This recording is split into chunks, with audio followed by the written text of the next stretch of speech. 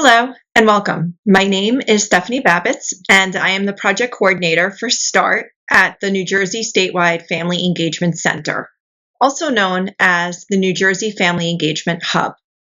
I will be providing an overview of the steps for starting a parent group in your district. But first, I want to provide you with an overview of the hub. The New Jersey Family Engagement Hub recognizes that students thrive when families and communities are engaged in the school community, and this increases the likelihood of student outcomes. Our goals are to promote and engage in activities and policies that build collaborative partnerships among youth, family, school, and community in order to enhance child development and student achievement. We are committed to serving as a centralized information hub on family engagement, informing educators, practitioners, and families about the latest educational opportunities and barriers by providing technical assistance, resources, and support on effective family engagement policies, practices, and activities that lead to improvements in student development, academic achievement, and long-term success. Providing parents and caregivers with easy to understand, usable information to solve present-day problems. Providing youth with a voice to share their experiences and ideas to support their continued academic success. Enhancing parent and family capacity to effectively work with schools and professionals to meet children's needs. Our agenda for this webinar. First, learn about the role and function of a parent group. Next, you will understand what an effective parent group can look like in your district. And lastly, receive tools to address the challenges you may face as a group in a collaborative way. And now we're going to talk about what is a special education parent advisory group. NJAC is New Jersey Administrative Code.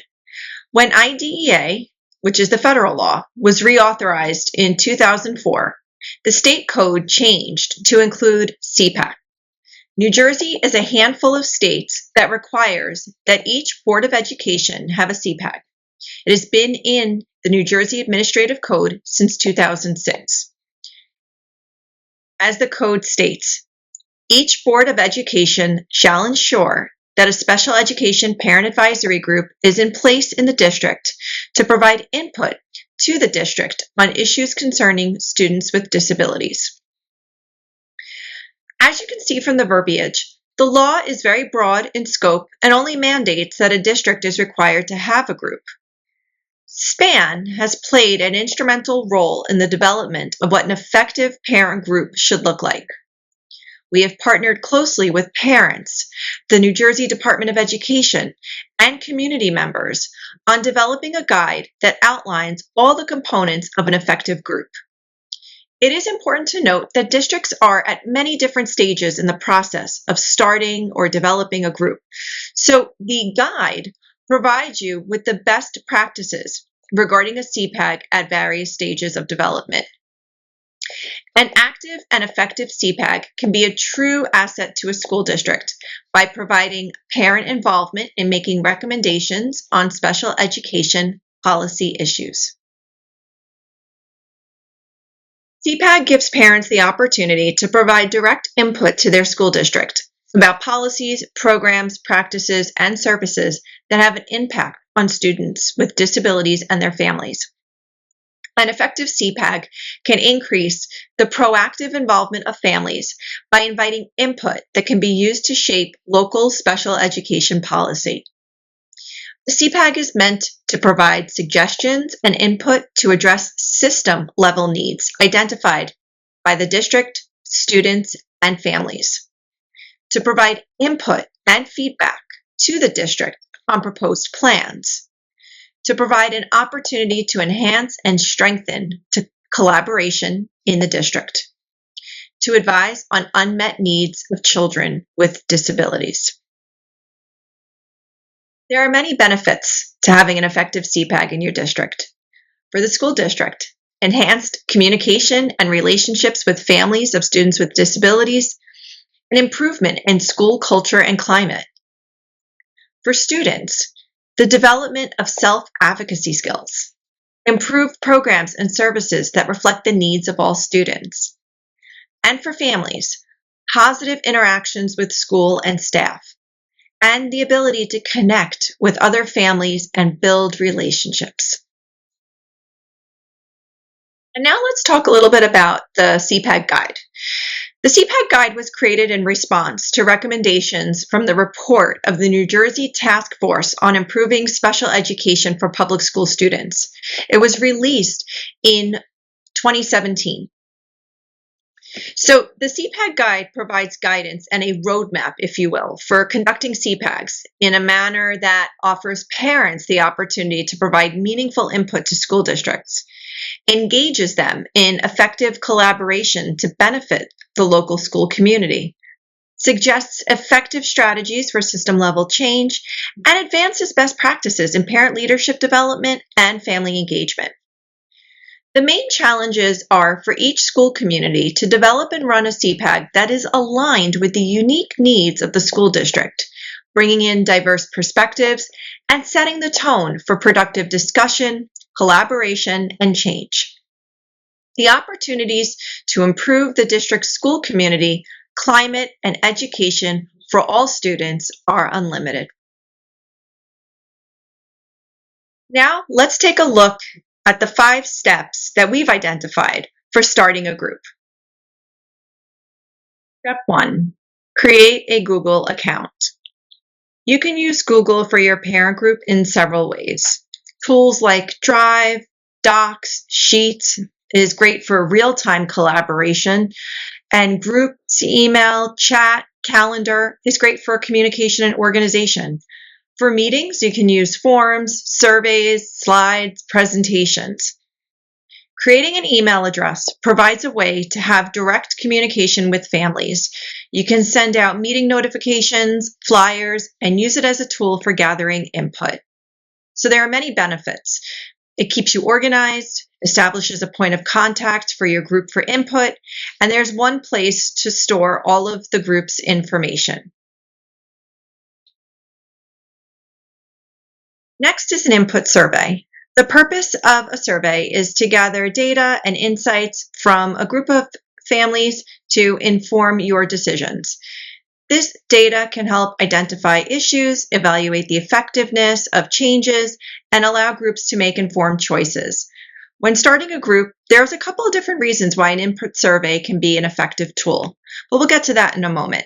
So taking a look here, these are some ways that you can get input from your families. So looking at school, the grade, their meeting preferences, so maybe the time of the day they want to meet, is it daytime, evening, meeting topics, which we'll talk about in a moment, how they wish to be contacted, and accommodations needed. One of the important things we talk about with SEPAGs is to make sure that you are removing barriers. You want meaningful participation, which means providing access so people can participate. So looking at what accommodations are needed.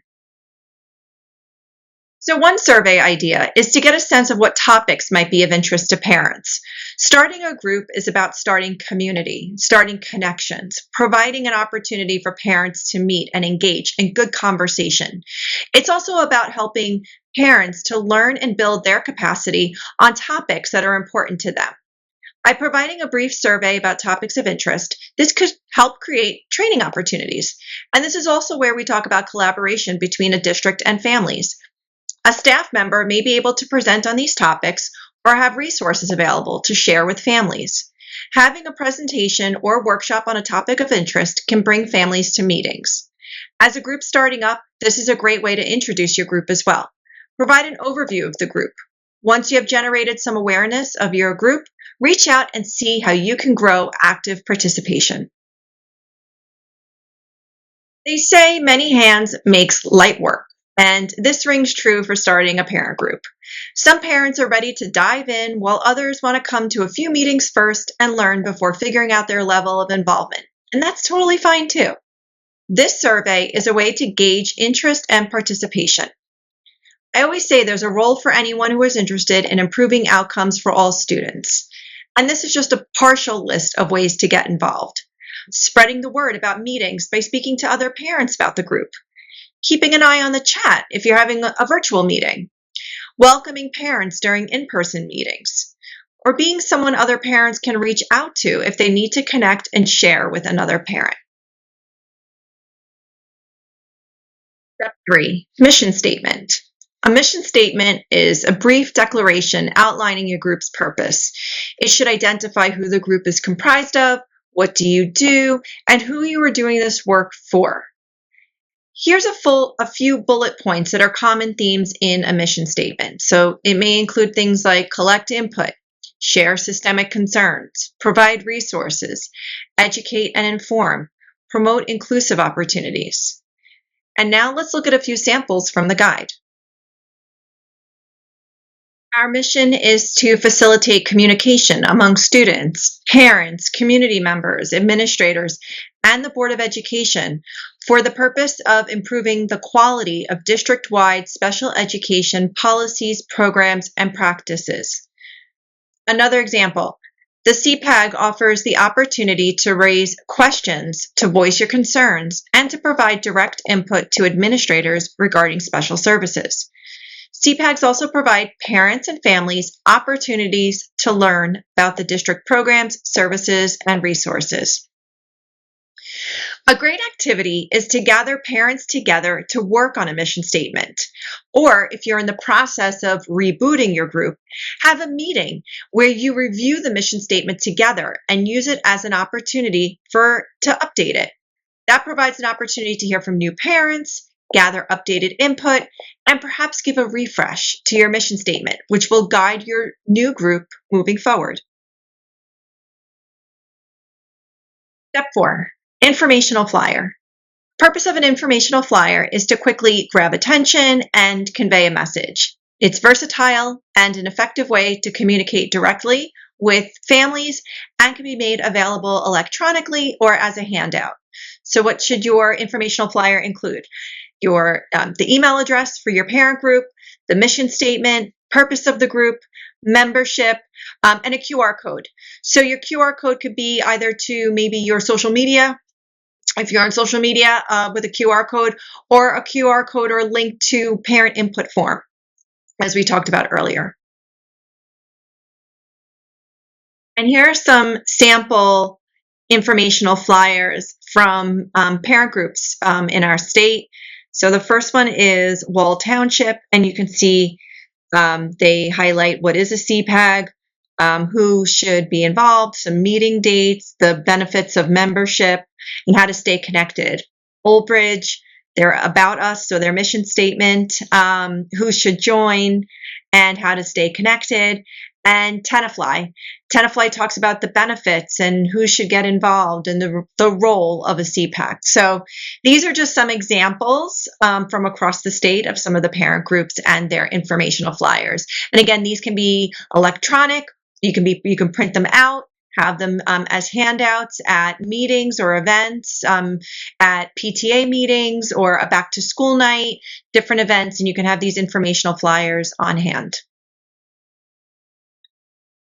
Last but not least, step 5, have a meeting plan. So what is the type of meeting that you're going to have? Is it a parent-only meeting? Is it a meeting that's open to everyone?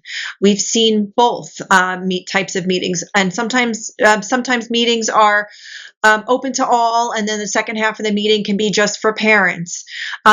Which segues into who's at the meeting, who's invited to the meeting, where are meetings being held? Are meetings being held in person? Are they being held virtually? When? Is it a daytime meeting? Is it an evening meeting? And how often? I've seen CPACs that meet monthly, some that meet every other month, some that have a standing 4 meetings a school year, whatever it looks like. Again, you want to make sure you have a clear meeting plan when you move forward with your parent group. Here are just a couple of best practices for effective meetings. First, announce meeting dates and agenda items early in advance of your meeting. So again, the purpose of doing this too is so that Families, that want to attend can clear their schedule to make sure that they're at the meetings, and also agenda items. If you list on what are some of the talking points, some things you might be talking about, that might generate interest in getting people to attend the meetings. Hold regular meetings at least quarterly. So again, thinking about how often you want to meet as a SEPAG, and that's one of the best practices. Start and end meetings on time. We value everyone's time and want to be respectful of everyone's time. And as parents and families, we have very busy schedules. So you definitely want to make sure that you're starting and ending meetings on time and being respectful of everyone's availability. Build agendas with input from multiple people. The idea of building an agenda with input from multiple people is also to increase the likelihood that you'll have a good turnout to your meetings. I think when people see that a topic that is of interest to them wants to be discussed or put on the floor for an open discussion, I think that you'll have a good turnout because of that. Create opportunities for active participation. You really want to try to make this a team effort. It's about collaboration and communication and working together. So create opportunities where everyone is heard, everyone's thoughts and everyone's experiences are honored and respected in a safe space and in a forum for good discussion. As a group, agree on the process for making decisions. So if some decisions need to be made on different topics, decide as a group how those things are going to be addressed. It's about, the thing with being in a parent group is it's solutions focused. So it's really about getting together, talking about the issues at hand, but then proposing solutions and coming to the table and working with administration collaboratively on those solutions. And then official minutes should be kept on all group meetings and should be made available on request. So you want to be, again, mindful speaking on the spirit of transparency and being mindful that there should be a way to collect and have an area where input is there and again, information is kept on the meetings, and again, to track the progress. So issues come up, how are they addressed, what are proposed solutions, what are some of the next steps. Again, that's looking at long term, what are the successes in sustaining your group and creating longevity for your SEPAG. And that concludes the 5 steps. So if you're looking for more information, please check out our website. We have a start page on the website for information for parent groups. The copy of the SEPAG guide is there, some additional tools, strategies, videos, and stay tuned for upcoming workshops and trainings as well. You can scan the QR code right there to take you directly to the page to get some more information. You can also follow us on social media, subscribe to our newsletter, The Engagement Exchange, which you can find on the Hub, subscribe to our YouTube channel, and you can also visit spanadvocacy.org as well. Thank you and good luck with your parent group.